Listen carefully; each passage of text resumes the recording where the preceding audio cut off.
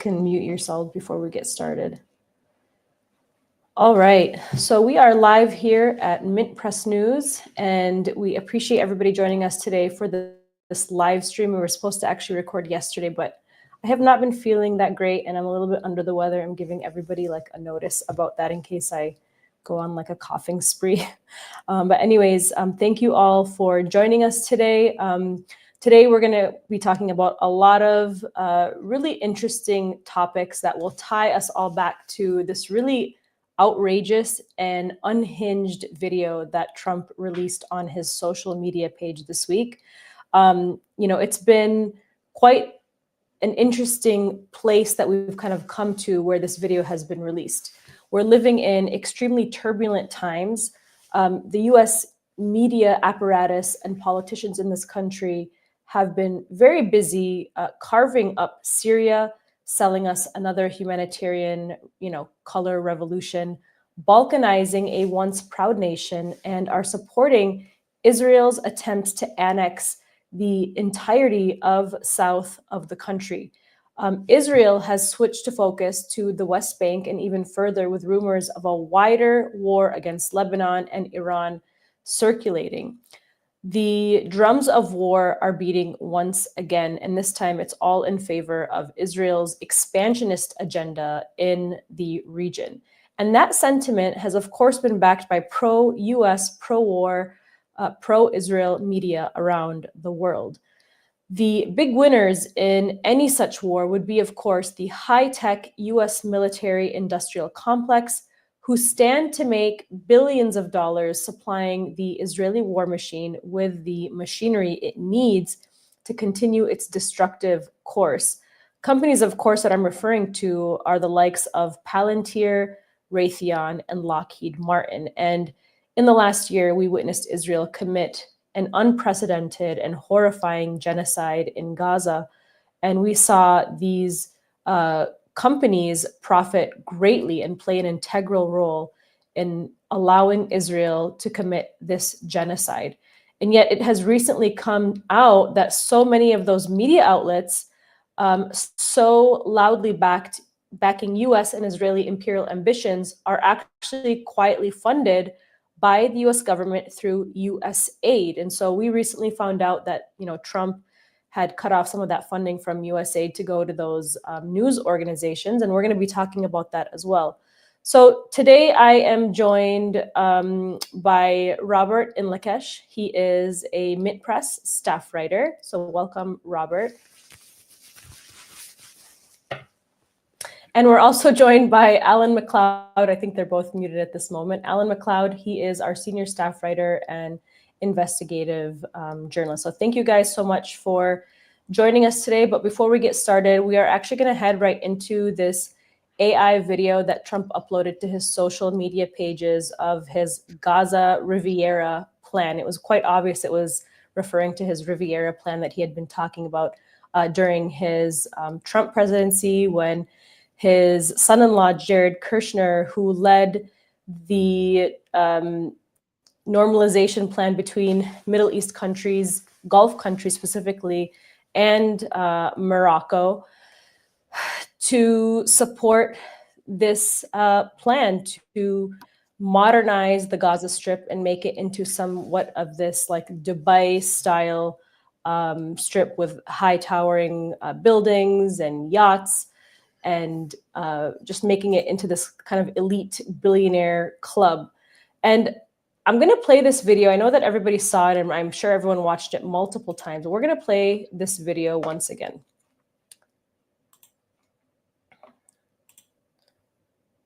Let's see here. I'm going to share my screen in just a moment. I think it's the first one. Yeah.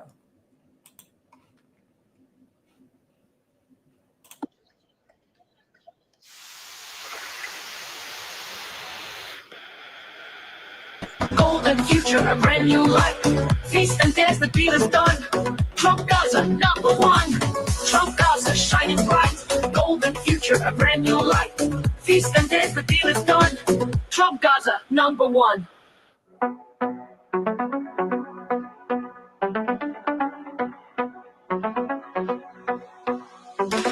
Donald set you free, bringing the light for all to see. No more tunnels. The first question I have is, how much hummus does Elon Musk really have to eat in this video? He's got, he's 2 times we're seeing him watching him eat that hummus with his pita bread. But obviously, this video, we laugh about it, but really it's the ultimate trolling of the Gazan and Palestinian people. As somebody myself who's Palestinian, a survivor of occupation and apartheid, who has lived to see the horrors of what the Israeli state is capable of in its ethnic cleansing campaign, and to have just witnessed this horrifying genocide unfold before our eyes, it's really beyond trolling. It's unhinged, it's psychopathic, and it really lifts the veil from the US empire. A lot of people are upset and they're putting all of this blame on Trump. Like, how could Trump say these things and plan these things for Gaza? But we have to remember that it was the Democrats that basically laid out the plan for this to be executed. Trump really is just the empire with the veil lifted. He's the emperor without the clothes. And so we have to also not be just upset and pointing our fingers to Trump, but also look at this as a reminder that both parties are the ones that set up this situation in the first place for this to happen. And there's been some feedback from people in Gaza who created another video to show kind of their perspective on what their plans are for Gaza, because Gaza is Palestinian. And in this unhinged video that was released by Trump, he's showing the lens of Gaza through an Orientalist lens, this kind of stereotypical lens about people in the Middle East, and that, we are, the women are belly dancers. We're just sitting on the beach eating hummus, and we have Netanyahu and Trump laying there without their shirts on the beach, enjoying drinks. And then we can't forget, of course, that image of the golden Trump statue sitting in the middle and all the money kind of just up in the air. I mean, didn't the United States go to war to Iraq and the people there took down that statue of Saddam Hussein? I mean, what kind of glorifying of war criminals are we seeing in this video? And so let's look at the video that Gazans have just released. This video was released by an artist in Gaza. And I'm going to share my screen with you guys here.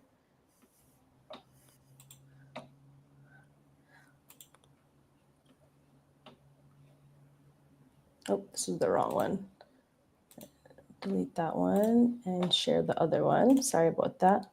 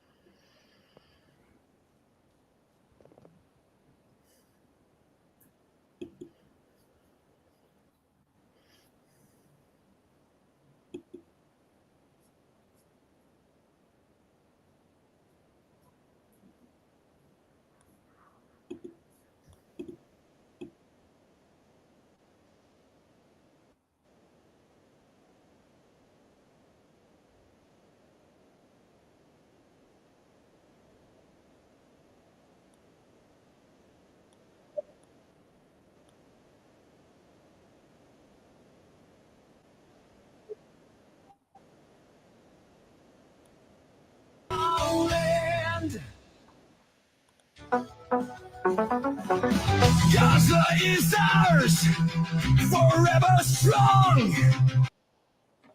All right, I just want to make sure everybody was able to see that, because my screen showed only me, Alan, and Robert. But in this video actually was released yesterday by a group of Gazan artists, and it's really showing this kind of, prideful place that Palestinians hold for Gaza, considering that it's their right to keep this land as their own. Gaza is a strip that is located in Palestine.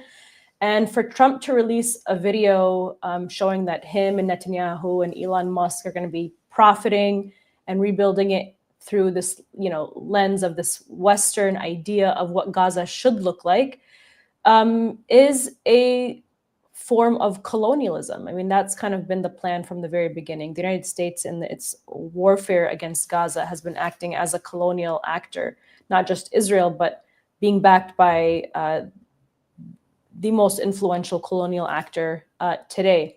And so, Robert, I want to get your perspective on this video because you have relatives. Actually, you're not from Palestine, but you are married into a Palestinian family who has relatives who are actually from Gaza. And so I'm curious to know what has their reaction been to this Gaza, this Trump Gaza AI video, and I'll kind of talk about what most Palestinians have also said as well. Well, I think they take it as somewhat of a joke, quite frankly, because it's obviously insulting, but it's unrealistic as well. And Donald Trump's rhetoric has been taken not too seriously because of the fact that these threats even that Trump is making to own Gaza. And at one point he said, if all of the Israeli captives aren't released by a certain date, then every building in Gaza will be gone. And the people in the Gaza Strip and those as well that have family who are there know that how can it get any worse than it already is? Most of Gaza's infrastructure has already been destroyed, either partially or entirely. Basically, nobody has homes left. It has been a full-scale genocide. And so when Donald Trump puts out these rather petty videos portraying an Orientalist vision of a billionaire's playground, which really just mimics Dubai, I don't think people take it all that seriously. I don't think they're scared of it. They're resolute. They want to stay on their lands. And they returned to the north. For instance, my wife's family is from the north, and they returned back to their homes. So this is like every single person there is steadfast. They are not scared by these sort of videos. And I think it's more theatrics, maybe for a US-based audience, Trump's base, and also to sort of keep Netanyahu and his coalition together and make him and his coalition partners and the Israelis feel like Trump has got their back and that they're going to ultimately ethnically cleanse the Gaza Strip and turn it into, the Israelis, they didn't say the Riviera, they said Singapore. They said that, if Gaza they could be turned into Singapore. So they have this own vision themselves. And that's the way they would look at a potential future Gaza. So it's not just Trump's vision. So I think ultimately that's been the overwhelming reaction that I've seen. People are fed up of this nonsense and these sorts of portrayals of them. And I don't think in general, from what I've seen, they're even taking it seriously at this point.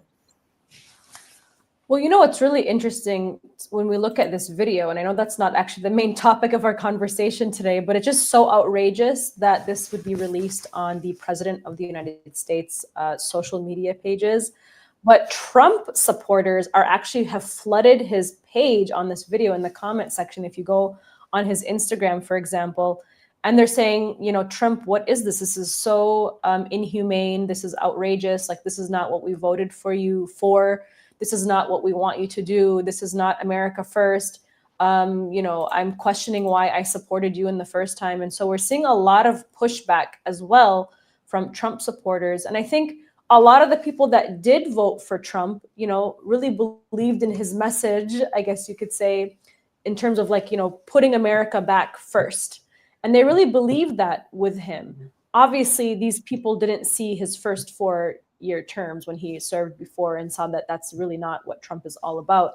But they really believed that, just like people who wanted to vote for Kamala Harris or voted for her and actually believed that she was somebody who's going to be better for Trump and better for women's rights and, for women's issues, even though she was the vice president when the Biden administration handed every bomb to Israel that destroyed every single women's IVF clinic and women's health clinics inside Gaza, a war that disproportionately targeted women and children.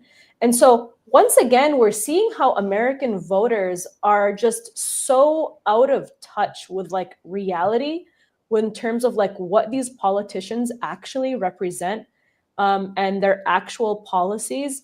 I mean, haven't we learned by now from like the Bush days, the Obama days, the Clinton days that we can't believe every word that's coming out of these politicians' mouths? And they will and have been and will continue to put Israel first. That is what the policy is. It hasn't changed. In fact, it's only gotten worse. And every single person in American politics, or whether it's in the political system or within the US military, Pentagon, State Department, that has come out to speak out against this, they end up getting pushed on the sidelines, censored, and attacked and smeared. And so the policies to support Israel are going to continue. And so, Robert, I want to segue into away from this Trump video. I think we've had enough. We've heard enough about it. But let's start with you. You recently wrote an article for MintPress News titled "Palantir CEO Alex Harp teams up with the alt-right to censor Israel's critics." Could you tell us who Palantir is and how they are silencing Israel's critics? So Palantir is a CIA-backed analytics company. Specifically, what I was focusing on in my piece was its CEO, Alex Karp, and the noise he's been making recently. Because not only is Palantir deeply connected to the Trump administration, which we'll go into a bit more in the show, but also Alex Karp himself is somebody that now he's coming out with all of this rhetoric, which the Trump administration uses, which Elon Musk uses, which these figures on the alternative right, as they've made themselves use about, being against, the woke left, as they call them, and cancel culture. And that's the sort of language that he uses whilst advocating another kind of cancel culture, essentially, to cancel critics of the US government's foreign policy, the military-industrial complex, and of course, Israel as well. And the way that he's doing this and framing it, if you see in his new book, The Technological Republic, he argues that Silicon Valley, it lost its way, and essentially, the intelligent people there, they won't anymore back the Department of Defense the way that they should. And that on the university campuses, it's the same thing. The students and the professors, everyone has lost their way. And he describes this on university campuses as this critical outlook of many of the people there, that it's some sort of pagan religion, he calls it. And the language he's using is as if he wants to, rail against cancel culture, and that he's against this woke ideology, as he calls it. Yet the only reason he seems to actually have a problem with it, and the only thing that he's ever pointed out that he has an issue with, are the student encampments, because he speaks in these sort of vague sentences, which is really hard to tell what exactly he has a problem with that is going on in terms of the discourse on university campuses. But then if you go back to last year during the historic encampments, he was speaking out directly against them. And he actually said in one of his speeches that he gave at the time, that if the debate is lost on university campuses, meaning these encampments, if the debate is lost, then the US will never be able to deploy its troops anywhere in the world in any war ever. I'm paraphrasing, of course, slightly here, but he actually says that the US won't be able to deploy its military overseas in general if these encampments win the debate.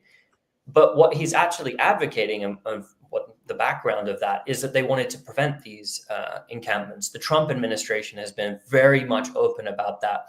And the advocacy was to shut them down, to get the pressure of the universities to ensure that the encampments could not exist and to coordinate that.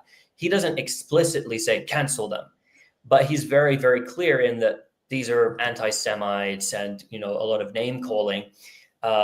He's in that sphere of rhetoric, and he's basically advocating that you need to shut this down and you need to focus on this, because if they win the debate, you won't be deploying your military anywhere. And that's his number one focus when it comes to this. And if you look at everything, his general message now, it's very, very vague, but it's very clear that it's a message that aligns with the Trump administration. It aligns with what we're hearing from many on the alternative right, as they call themselves in new media, to impose another form of cancel culture. Well, we'll allow this debate for now, but really we need to punish the universities if they're going to allow encampments, if they're going to allow the Hamas supporters, as they call them, and the anti-Semites to be on campus, advocating very anti-Semitic things such as end war and end genocide and,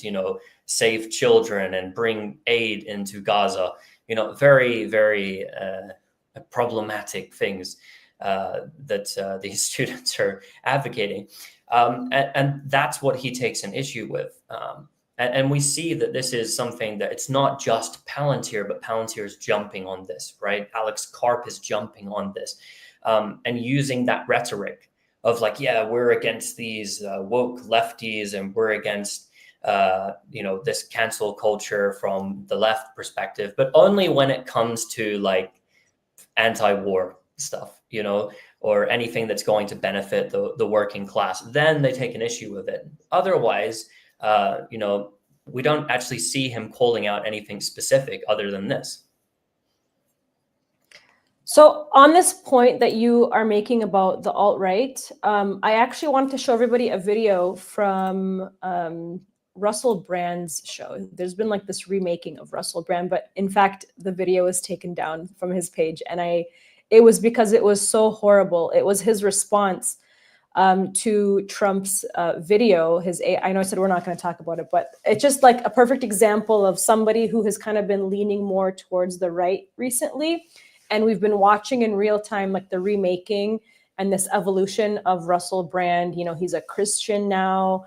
He's associating himself with Donald Trump. He's wining and dining with Donald Trump and his family. And he's actually not even vegan anymore. I don't know if anybody knew that, but he's been like this lifelong vegan. And now he eats meat and steak with the Trump family. And he's really changed a lot. And he's somebody who's being kind of welcomed with open arms by the alt-right community. And he actually posted a video the day that Trump released that AI Gaza Riviera video. And he posted a video Russell Brand did on his page that has now been taken down. It's not on his page anymore.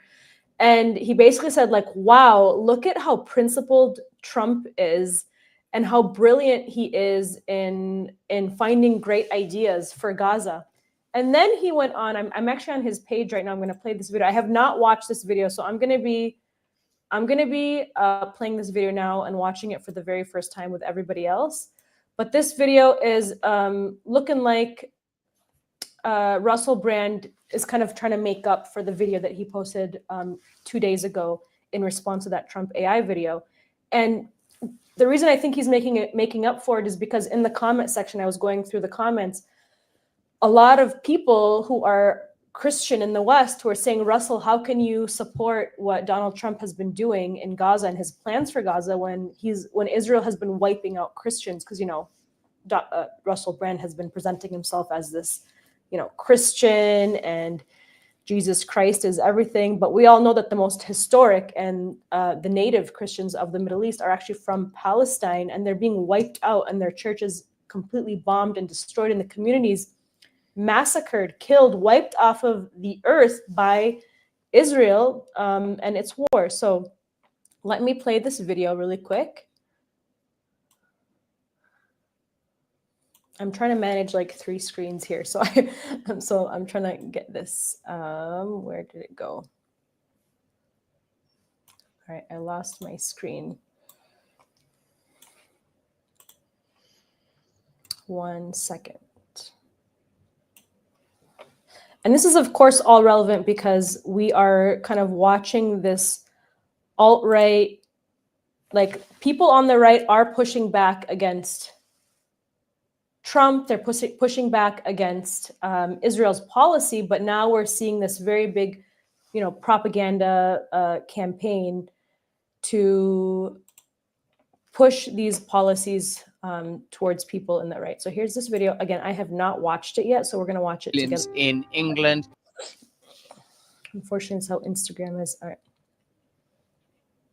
By Israelis in Israel. I don't feel good about anyone being persecuted anywhere by anyone else. I'm against it. You don't need to go Christians in Israel. You could say homosexuals in Saudi Arabia. You could say Muslims in England. It's the principle that matters. Then you don't need the individual labels or flags or words because you have a principle. And that's what it's about, man. Look at this. I wonder how Russell feels about Christians being constantly persecuted by Israelis in Israel. I don't feel good about anyone being persecuted anywhere by anyone else. All right, so there we have it. That's a video of him kind of making up for that post where he, and again, it could have been somebody on his social media page, like managing his page, that could have made that post about defending Trump's Gaza policy. But, Alan, I know you've done a lot of research into the people and the platforms and these billionaires that are kind of building this new alt-right to support Trump and to support Israel and to push these kind of pro-war policies towards people who are Christian. And so I have been following Russell Brand for a long time. I've had a lot of respect for him. There's a lot of things that, he's done that have been really good. He's been talking about, the big tech oligarchs for a long time. And now it's like almost like the very things that he was talking about, he is now defending and in alignment with. So can you talk to us a little bit about the transformation of Russell Brand? Yeah, it's pretty extraordinary. 10 years ago, Russell was one of the most, I don't want to say principled, most notable, most famous, most outspoken voices on the sort of radical revolutionary left. Certainly in Europe, he would go... Could you bring your mic closer to you, Alan? Oh, sure. So, 10 years ago, Russell was one of the most outspoken people on the sort of radical left, the outsiderish parts of politics, constantly talking about revolution. He would go on television talking about the dangers of the far right, talking about how people like Nigel Farage was a pound shop Enoch Powell, he said, I remember, on the BBC. And he would constantly be injecting revolutionary talking points into his crazy skits or his interviews that he did. But slowly over time, he's really moved to the right, and that's really coincided with his move into alternative media and moving on to platforms like Rumble, starting to talk to some of the big names in the alt-right. It did seem that he was looking to try to build a base, and one of the easiest ways to do that nowadays is, unfortunately, to make a rightward turn and start talking to people like Ben Shapiro or Candace Owens or anyone from the PragerU cinematic universe who have these gigantic followings. None of this is grassroots, of course. They have billionaire backers who will throw unlimited amounts of money on advertising and generally making these people look good online. The amount of money that Ben Shapiro, for example, spends just on ads, just on Facebook per day is staggering. I mean, he's got probably just on his own, he's got a bigger budget than all of the truly alternative anti-imperialist media out there.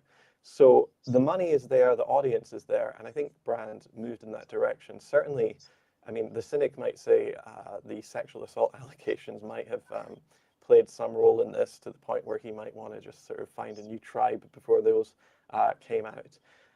But yeah, anyone in alternative media, and I'm sure we've all experienced this, there are a lot of people there who, if they sell out, there's a big payday waiting for them there. There's a six-figure salary if you want to go and work for some horrible right-wing think tank or be the face of, some YouTube channel that spouts alt-right reactionary garbage out there. There's a lot of people who've, quote unquote, left the left or whatever you want to call it, and now just speak, rather than speaking truth to power, they're speaking power, they're complementing power constantly.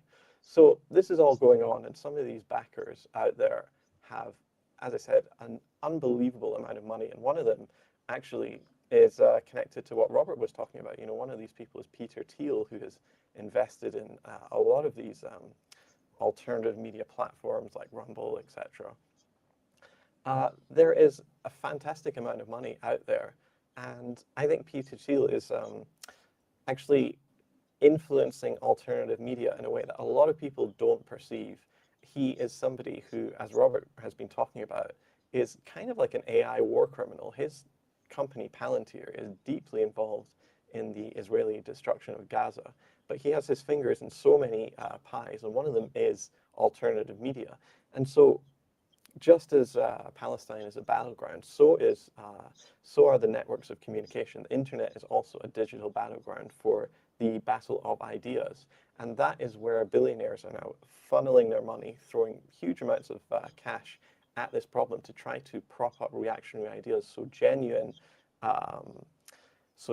forces don't start amassing online that will challenge their power and their prestige. So for them, it's all about, gaining clout. It's all about managing the population and managing the narrative. And they're doing that quite well. And can you talk to us more about Palantir and its role in Israel's assault on Gaza? And Alan, I just want to let you know, you do sound a little bit far away. I don't know. We did a mic check before we started. You sounded great, but now you sound really far away. I'm not sure. Maybe if you can hold the mic right up to your mouth, I'm not sure if that will help. But yeah. Sure, no problem. How's this? Is that a Oh, little much bit better. Yes, much better. Okay, no problem. Please, yeah, keep it there.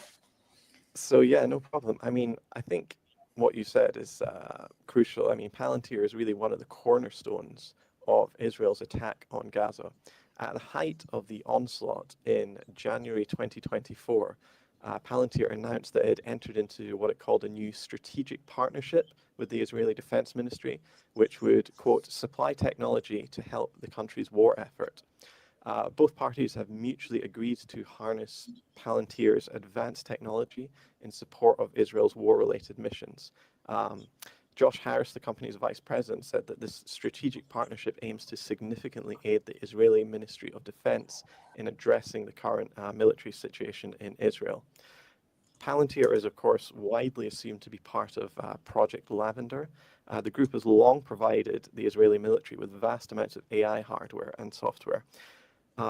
If people don't know, Project Lavender is an extremely notorious and controversial project that the Israeli military has ongoing. It's basically an AI-targeted, an AI-powered targeting system. What that means is that Palantir provides the software, reportedly, that allows the Israeli military to use AI to generate gigantic kill lists of Palestinians and to avoid what they call human bottlenecks in targeting. What that means is basically every Palestinian in Gaza has been assigned a number between 1 and 100, and it's based on how likely you are to be a target to the Israeli military. And your score goes up, for example, if you are in a WhatsApp group with a known Hamas member, or you live in the same building as a Hamas member, or, for example, you work as maybe an ambulance driver who goes to the scene of a lot of bombings and stuff. That will trigger your number to move up. And if it goes beyond a certain number, say 70, you are automatically put onto a kill list. That includes women and children as well. Palantir itself, there was some suggestion and some studies that showed that Palantir had a 10% false positive rate on that anyway. But yeah, apparently the Israeli military really rely on this Project Lavender, and the human intervention in this is about 20 seconds just to check whether that person is indeed male, and that's all they do. And then they use AI to target these individuals with smart weapons and drone warfare, etc. So yeah, I mean, Palantir in January also flew all of its executives out to Israel to meet in solidarity there in Tel Aviv. It took out a full-page advertisement in the New York Times expressing its total commitment to the Israeli war effort. The company keeps posting on Twitter about how Israel is so crucial to it. And, you know, Palantir even bizarrely and really quite in quite a negative fashion, actually markets its products as battle tested, meaning that the company is using its involvement in the Israeli genocide against the people of Gaza as a selling point, and it uses the information it's gathered in order to better sell its weapons around the world. And that includes to Ukraine, where it is an absolute cornerstone of the Ukrainian military as well. It's deeply embedded itself in with the Zelensky administration. More than half a dozen ministries in Ukraine, including the Ministry of Defense, depend on Palantir software to run. Palantir uses satellite imagery and artificial intelligence to assess the battlefield in Ukraine and provide its military with digital kill lists similar to what it does in Israel. So the company is really responsible for most of the Ukrainian military's targeting. So it's really this incredible company that is involved in so many of the wars right now, so many of the pro-US wars that are going on, and yet very, very few people have even heard of it. This is a tech company. If people have heard of it, they think it's some sort of software company that maybe the government uses, but actually it is knee-deep in the military-industrial complex, and it is a cornerstone of American power worldwide, and the United States leases that to its allies, including in all the big military hotspots like Gaza and Ukraine right now.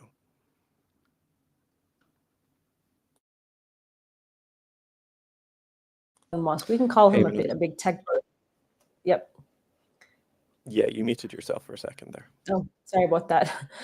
So a lot of these big tech bros like Peter Thiel and Elon Musk have all made their way within the Trump administration. And so just again, you know, we're looking at people who view Trump as very anti-war. A lot of his voter base believe that he's, you know, he's taking on the swamp, you know, he's taking on the military industrial complex, that he's taking on big tech. You know, a lot of the people that voted for Trump were against, you know, vaccine mandates as well. They were against, you know, the expansion of the surveillance state.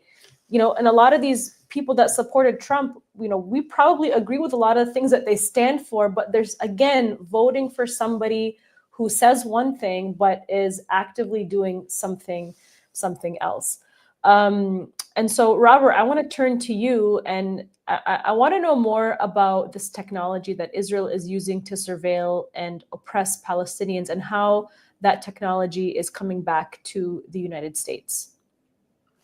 Well, this is an interesting component of it because it's not just Palantir. Obviously, Palantir, very pro-Israeli. It's one of the most sophisticated data mining companies out there. And as Alan just pointed out, their technology is used to create kill lists. But it's also a plethora of other major corporations that are involved. Google, Microsoft, Oracle, which is actually, you know, its CEO is an Israeli American billionaire, which owns OpenAI, are all involved in this. And the Israelis started implementing this technology, specifically the AI technology, in 2021 in their 11-day war with the Gaza Strip. And they bragged about it. They said this is the first ever AI war. This is a high-tech war that they've fought in the Gaza Strip. And that's where they actually first started using the Gospel AI system and a number of others, which they then later developed. But they took a lot of this technology and a lot of commercially available AI technology, commercially available technology that, you know, anyone could purchase over in the United States, for instance, and they developed this using the 8200 unit of the, which is a branch of the Israeli military intelligence, and I believe as well the Israeli Shin Bet, so the domestic security services, in order to specifically design an AI system and develop a database for targeting and the likes. And also then there are Israeli companies which come off of this as well. So not only are these companies that you look at like Palantir or even Google and Microsoft, OpenAI, not only is their technology being used and weaponized, including things, for instance, like the ability to predict the actions of somebody. This technology, this AI technology claims, obviously there's a false positive rate, a high false positive rate here, because it's hard to predict human reaction, but it claims to be able to predict the outcome of like whether a person is going to commit a violent attack or not.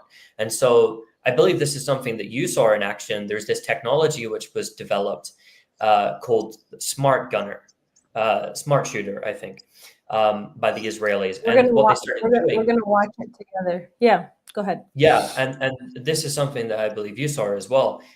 They had these guns, and the claim was, at least, and they started testing them, is that they could predict your actions. And this is not just only for this sort of technology as well, but in other areas as well, because they essentially put together this massive database of information, and it just throws out target, target, target, and comes to a conclusion, even for arresting Palestinians. So this person has been participating in X amount of protests. They posted something on social media. Therefore, we need to target this person. And so the question is, what happens? These are American companies who are selling products to American citizens as well. What happens when that technology is used against you? And it is starting to be used against Americans, because there are contracts with these big tech corporate companies and police departments, for instance, and ICE. So it is actually being used in the United States already.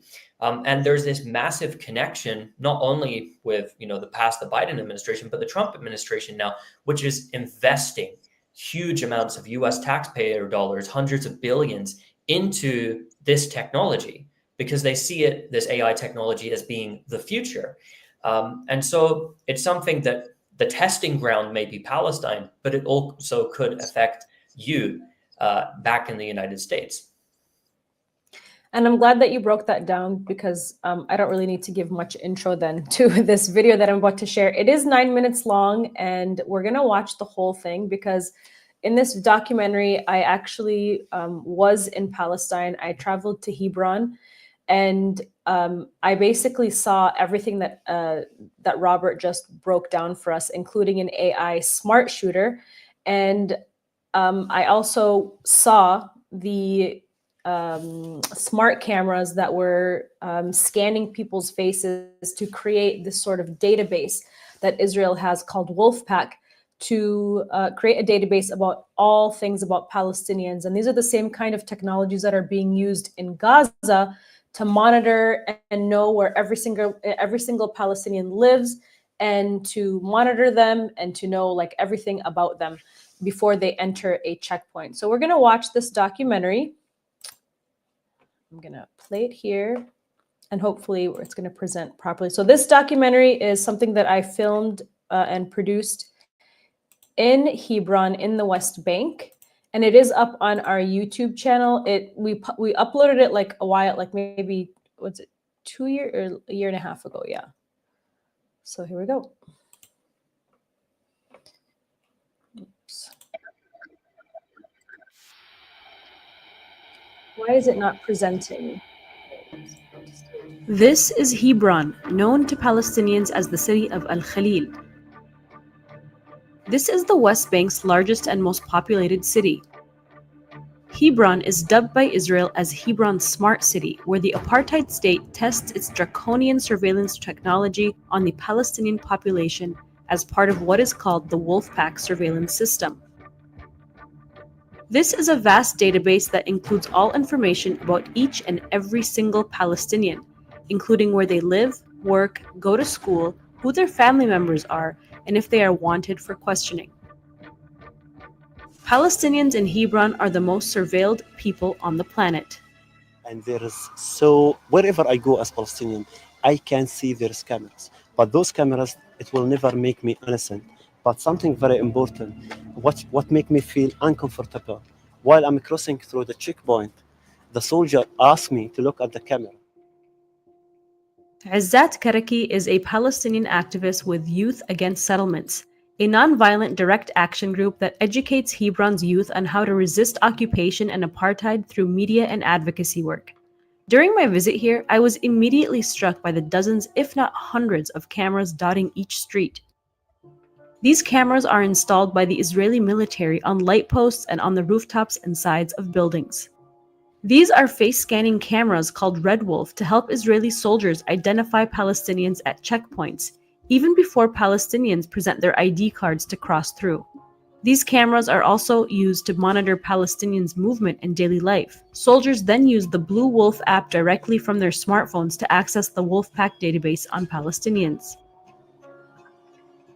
I was likely automatically enrolled in the Wolfpack surveillance database by the face scanning cameras, which scan people's faces without their consent or knowledge. When a face scan enters the system, it is then compared with biometric entries in the database, and if you're new here like I am, it enrolls you automatically. Israeli soldiers have even reported that these cameras can see inside people's homes.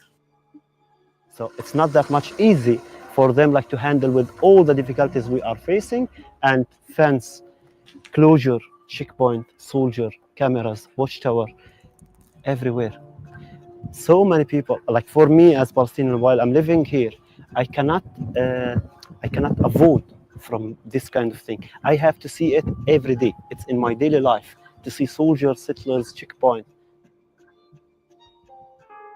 Amnesty International and other human rights organizations have extensively documented Israel's mass surveillance project under Wolfpack. In a new report released by Amnesty last year, it describes these heavily draconian and militarized practices as automated apartheid that further fragments, segregates, and controls Palestinians.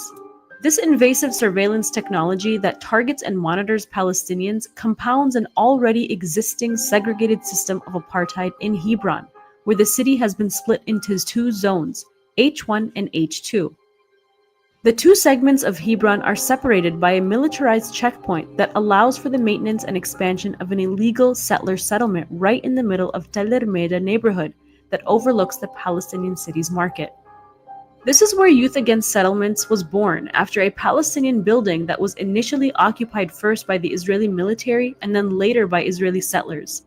It was reclaimed for Palestinian use through a non-violent direct action and legal campaign. But right now we are talking about more than 1,800 Palestinian shops are closed. More than 1,000 Palestinian apartments are empty. If you ask me why all these shops are closed, why all these houses are empty, because I don't have access to it as Palestinian. It makes me feel so sad as Palestinian, to see people came from the other part of the world and they can go wherever they want in my city. Just feet away from the bustling shopping market in Hebron is the heavily equipped Israeli checkpoint 56, where over 25 audio-visual surveillance devices and sensors are installed. This is where Palestinians must cross through from the Tel Ermeda neighborhood to get their daily essentials and do their shopping from the market. It's also where residents must cross through to get to work, go to school, to seek healthcare, or visit family. Tel Ermeda is a small Palestinian neighborhood in Hebron that is now home to over 700 illegal Israeli settlers that began squatting here in 1984. These extremist settlers are heavily armed and walk around the neighborhood bearing their rifles, whereas it's illegal for Palestinians to even own a gun. The main street running through the Tel Ermeda neighborhood is called Shuhada Street, or translated from Arabic into English as Martyrs Street, that the Israeli government has now renamed to Chicago Street in its attempt to erase Palestinian roots to the land, a textbook example of settler colonialism. Walking through Shuhada Street felt like we were walking through a ghost town. It's ghost town. And something very important you have to know. I'm not happy to see them change my city in front of my eyes. They change everything, even the name of the street, the name of the neighborhood, from Palestinian Arabic name into Israeli settlers' name. Shuhada Street, as I told you, it used to be the heart of the city. Each year, Azzat and his colleagues with Youth Against Settlements hold an annual march called Open Shuhada Street Campaign that draws international attention to the illegal siege of the city. Not only has Israel occupied and fragmented this neighborhood to make room for the Israeli settlers, but it's also altering this area to Judaize the entire quarter, meaning planning to expand its colonization of the area to ethnically cleanse and displace Palestinians out of here so Israeli settlers can take over. This military strategy is used to protect, expand, and connect other Jewish settlements nearby in Israel's quest to ensure an ethno-Jewish state. So most of the Palestinians who are living here, they have to stop or they have to park their car outside of the checkpoint, and they have to come here and walk, which is something like difficult. So there's there's some members of the families, they have to go to the center of Hebron and come back 10 times per day or 5 times per day. Barbed wire covers Palestinian homes that are fenced here to protect them from Israeli settler attacks and harassment. Hebron has seen some of the most violent settler assaults against Palestinians, especially after Hamas's surprise attack and Israel's assault on Gaza. In many cases, the armed settlers are escorted and protected by Israeli soldiers. Settlers regularly harass Palestinians, throwing garbage, rocks, and glass bottles at their homes. But the intimidation doesn't end there. An AI smart shooter sits atop of this checkpoint on Shuhada Street, pointing directly at Hebron's marketplace, where thousands of Palestinians pass by each day. Israel installed the remote-controlled and automatic turret gun shooter in 2022. According to Israel's army spokesperson, the AI smart shooter is used as a dispersal measure as part of the army's improved preparations for confronting people disrupting order. So there is hundreds of family. They use this checkpoint to reach their house, while they have this kind of shooter or smart shooter on them. It doesn't make them feel safe, because at any point it could kill someone by accident, as they say. But the smart shooter only adds to an already heavily militarized Israeli presence in the middle of the most populated Palestinian city, where nearly 40,000 residents reside.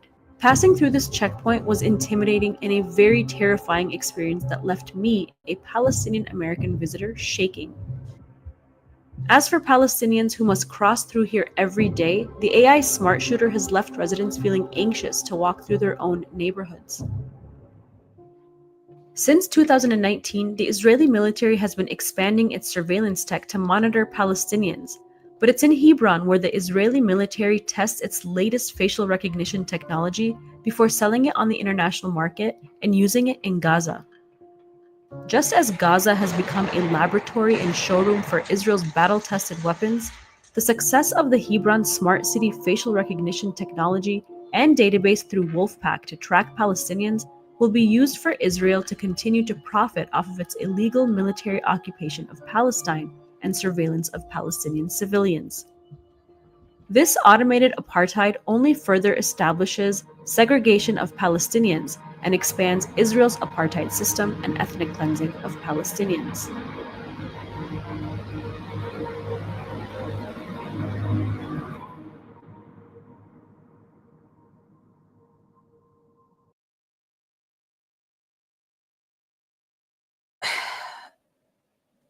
A lot of that footage that was shown in this documentary, hope I'm not still muted. Am I muted? No, I'm not muted. Okay. A lot of that footage that was shown in that documentary is footage that we recorded while I was there. Not all of it, but a lot of it was. And it was legitimately one of the most horrifying experiences to walk through that checkpoint specifically. Obviously, as an American, we live in such a privileged society. We have this, of course, illusion of freedom, but we're free to walk without these machine gun looking things staring us down while we're shopping at a mall. And yet Palestinians in these neighborhoods, in the Tel Armeida neighborhood that I visited, every single day they are faced with this AI Tourette gun shooter that is just like pointed at them while they're literally like little kids are just trying to go to school. It really is puts Big Brother to shame, and then and then compiled on top of the smart scanners for the faces. So it really is was a terrifying experience. I recommend everybody bookmark this documentary. It's on our YouTube channel. And if you haven't watched, I mean, we just watched it all together, but I would watch it again, study this information, and share it with friends and family to show them the horrifying reality of what this automated apartheid system looks like. And we think like, oh, this is just happening in the West Bank or in Gaza. It would never happen here. But like we've just presented in this whole conversation, a lot of these tech companies are creating like these face scanning systems, and they're using them to promote, smart cities in Western countries, for example, or they're promoted, to track people with mental health issues. And that's usually how they're presented first, as being used for some sort of good. But in the end, they are just collecting data about us, and they're used as a surveillance tool. And so where is my, here it is.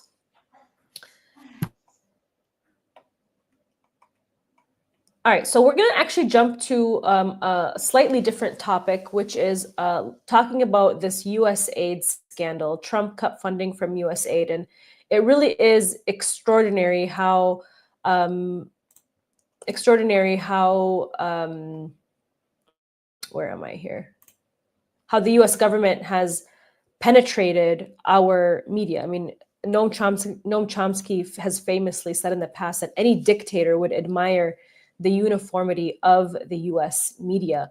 And Alan, you recently published an investigation on our website exposing how the US government, through USAID, is quietly bankrolling hundreds of outlets and thousands of journalists around the world. So not just here in the US, of course, around the world, all of whom produce pro-American content. This investigation is called USAID Falls, exposing a giant network of US-funded independent media, and this investigation is available on our website. A lot of media outlets did report on Trump, cutting off the USAID funding to these outlets, but Alan really just went above and beyond to expose this giant network of US-funded independent media, a very media system that ensures this perpetual war machine. And a lot of these media outlets are based in other countries to spread this so-called pro-democracy message and highlight the United States being in this very positive light. So you can read that investigation on our website. And Alan, can you tell us about what you found out that you shared with us in this story? Yeah, sure. And if I sound a little bit muffled or anything, do tell me, and I'll hold the mic to my. It kind of suits you to hold the mic here. I would hold it as close as possible. Yeah, no problem. So yeah, I mean, Elon Musk and Donald Trump have been causing chaos in Washington in all sorts of ways.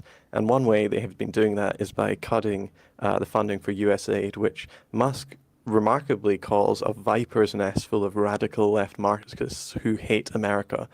The reality is that couldn't be further from the truth. USAID was actually set up in order to undermine leftist governments all around the world, or just governments who the United States disagreed with as well. And what Trump and Musk have done in the course of the last few weeks is actually uncover a gigantic network of over 6,200 journalists working at more than 1,000 media outlets or journalism institutions, all of whom were being paid on the US dime to promote the United States and its interests globally. And this was going on in dozens of countries, including many of the world's hotspots. So, for example, in Ukraine, it was suggested that USAID actually funds 90% of the media outlets still operating in Ukraine. Of course, there are other US government departments like the National Endowment for Democracy and the Atlantic Council, which is an offshoot of NATO, who also fund Ukrainian media. So you start to get the idea of just how deep this goes in some countries. There was a study of 20 leading outlets in Belarus that found that 60% of their funding comes from USAID as well.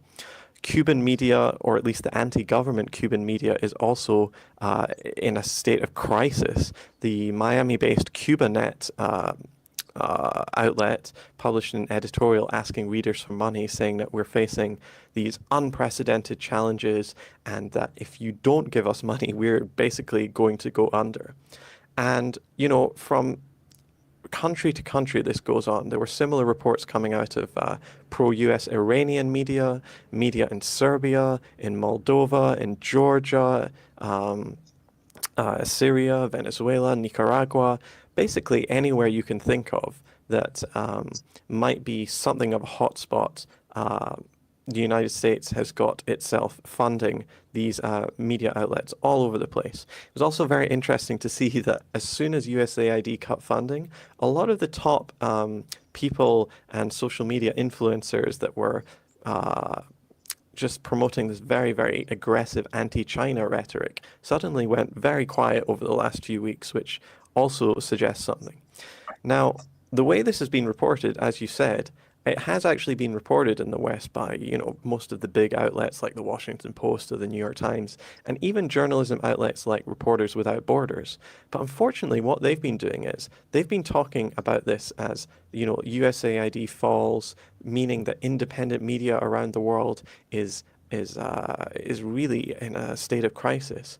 But, you know, we work in the media, and frankly, the term independent media is already problematic because the way we use it in the West, it basically means any outlet that is not owned or funded by a state institution, as if that's the only kind of dependency the media can have. But even at that extremely low bar, all of these outlets, these thousands of journalists at nearly around 1,000 outlets around the world, they all fall. And the fact that they are either already going to the wall or sending their readers mass emails telling them that they absolutely need funding, otherwise they're going under, they're already firing staff, shows that they weren't independent in the slightest. In fact, it's clear that they were totally dependent on Washington for their very existence. And that really speaks to a wider issue that I constantly bring up in my reporting, which is the world of information is really a battlefield. Your eyeballs, there is a gigantic silent fight going on for control over what you think about, what you see, what you read, and what you don't see as well.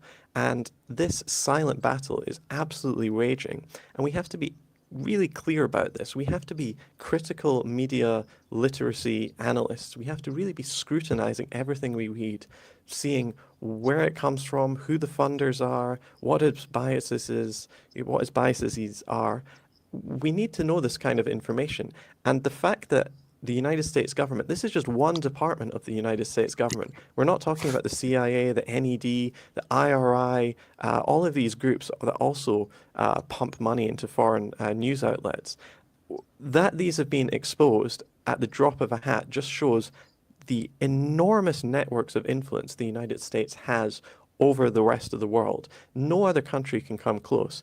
The wildest fantasies of what Russia has been up to globally or in the United States don't amount to like a toothpick in a forest compared to what is very real and what has clearly been exposed by these things, but is being, number one, ignored mostly by media, and number two, decried as this, a threat against independent media. They're not independent, and that's absolutely clear by the fact that they're taking hundreds of millions of dollars from Washington, and they wouldn't exist otherwise. So, yeah, to sum up, this is an extraordinary story about the power of the United States and how it uses that soft power all over the world to try to win hearts and minds and try to turn people against US enemies and try to control the narrative, both in the media, on social media, online, offline.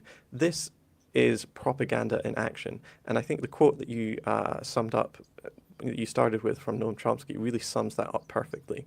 Everybody should be knowing about this. Everybody who cares about truth should be following this story very, very closely, because it really gets to the absolute crux of the matter of where we get our information from. And for those who are still watching, we just have about 10 minutes left of this conversation, but this video, this podcast, this research that we've done for the show today, and all the investigations that we publish is not possible without the support of our readers. And so I encourage everybody to join our Patreon. You could become a member, and this will help sustain most of our video projects. So we appreciate everybody making it through the conversation this far. And everything, Alan, that you talked about, it reminded me a little bit of somebody called Sarah Adams, which Robert, you're going to be talking about in a bit. You're going to talk more about her in a bit. Sarah Adams is this supposed security expert who is extremely popular right now on right-wing alternative media. And she's one of the people that are propagandizing and pushing for people on the right to be pro-Israel. Her entire message, however, seems to be based on this fear-mongering about Hamas and Palestinians in general. She has claimed that Hamas is linked to Al-Qaeda. She's basically painted this, caricature about Palestinians in Gaza as being supporters of terrorism, very similar to like that post 9/11 caricature that was painted about Muslims to justify the Bush's, war on terror. And she also has made the claims that Hamas was involved in 9/11. I mean, this lady is completely ridiculous. And unfortunately, a lot of people on the right believe these kinds of things because of that underlying racism that exists within the right against Muslims, that Islamophobia that has kind of lingered within the right. And of course, not everybody on the right is like that, but that is kind of an underlying tone that has dirtied kind of that movement. And so she's also made the claim that Hamas, are planning huge attacks on the West, and that October 7th is coming to a country near you in the West. And so it really just reminds me again of just like that post 9/11 Islamophobia campaign that was being pushed and pushed and pushed by Western corporate media under the guise, to dehumanize Muslims and to kind of create, paint that brush with the one stroke that all Muslims support terrorism, and they're all against our Western values, and they hate America. They don't want women to have rights, and the men are aggressive, and they're all like domestic violence violators. And yet it is really what is rarely brought up about this woman, Sarah Adams, is that she is a key part of the U.S. national security state. Adams was a CIA operative. She's an Air Force analyst, and she's the chief of operations for a working group inside of Ukraine. And she's being kind of propped up as this like expert on the subject matter. And yeah, sure, she's an expert on kind of pushing this U.S. propaganda campaign to push that, to justify U.S. support for Israel. So she's clearly a Zionist. And Robert, we just have about 5 minutes left, but if you can kind of wrap up this conversation about Sarah Adams, you've actually written about her. And so I want to know if you can tell us a little bit more about her and this story. Well, I think it's even more sinister than what you were saying. Obviously, her and who she is, she's been floating around for a bit, but I hadn't paid any attention. I didn't know who she was until December of last year, when she suddenly appeared on the Sean Ryan show, which is like a podcast. Sean Ryan is also an ex member of the CIA. And there's this sort of this network of people who are ex-CIA, like for Sarah Adams, just last year, she was working in a role under the U.S. Biden administration. So these are people that are very much still part of the U.S. government, still part of that sphere. And they're being presented as if they're almost like conspiracy theorists. They're going against the grain. They're here to, like, the insiders, to let you know what they don't want you to know, whoever they are, right? Because they're on their side, right? And so that's how it's presented, like through podcasts, and it's all like, social media stuff. And they're coming out and it's like, oh, the alternative media perspective, and they're letting you know from the inside, these people, they know what they're talking about. But then if you listen to what she's saying, it's like Fox News post 9/11. That's what she's saying. Like, now, when she talks about these things, people think, well, this is an ex-CIA person. She knows, she's trying to warn us. But what she's saying makes no sense from anyone with even a rudimentary knowledge of the Middle East, a rudimentary knowledge of Islam. And so when she's talking about Hamas and its alleged ties to Al-Qaeda, anyone that knows anything about Hamas knows that Hamas destroyed Al-Qaeda and they destroyed Daesh inside of Gaza. They destroyed them, they attacked them, they had battles with them, and they purged them. And those two groups hate Hamas.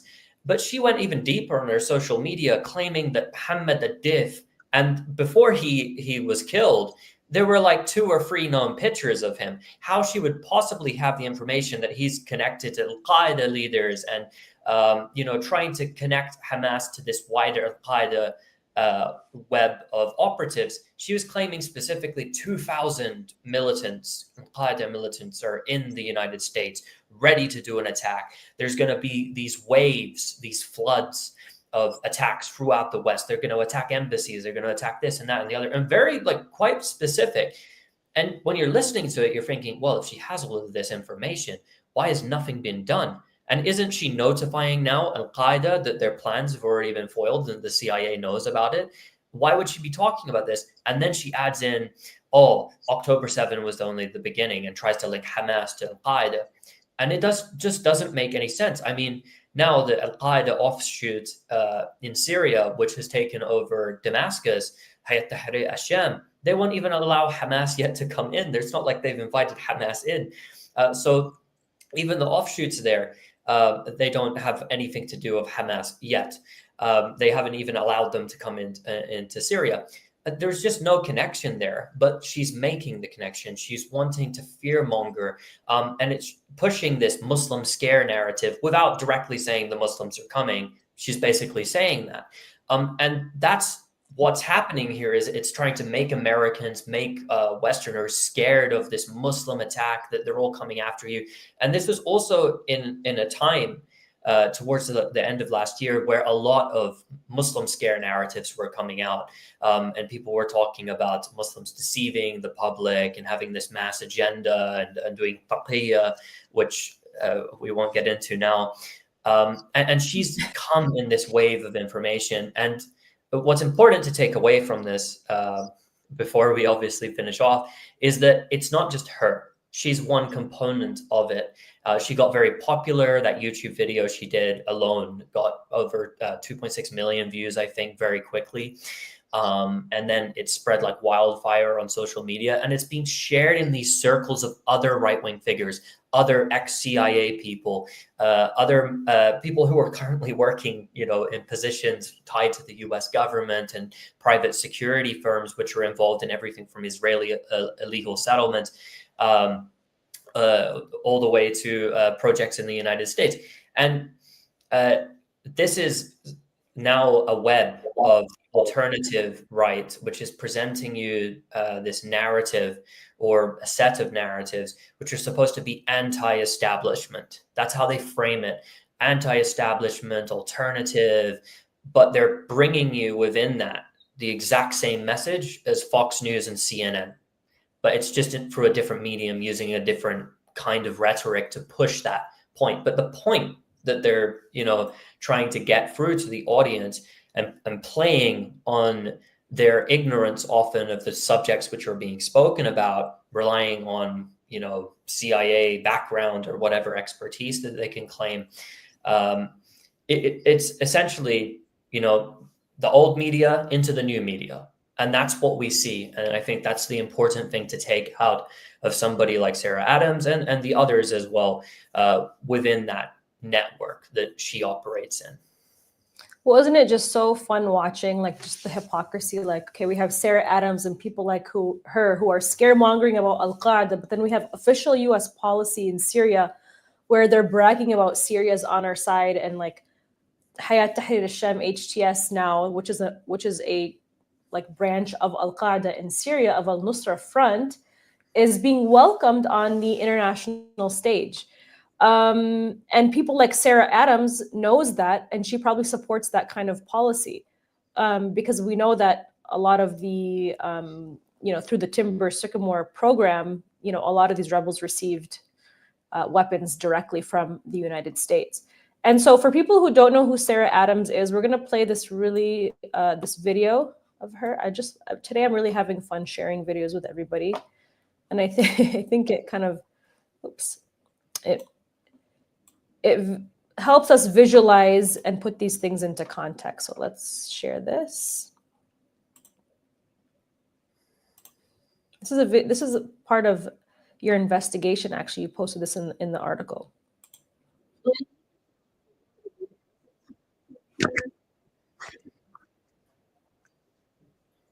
A year, but it's going to be multi-city. It's going to be a swarming attack. So that's kind of like we saw with the Mumbai bombings, or some in the Hamas attacks as well.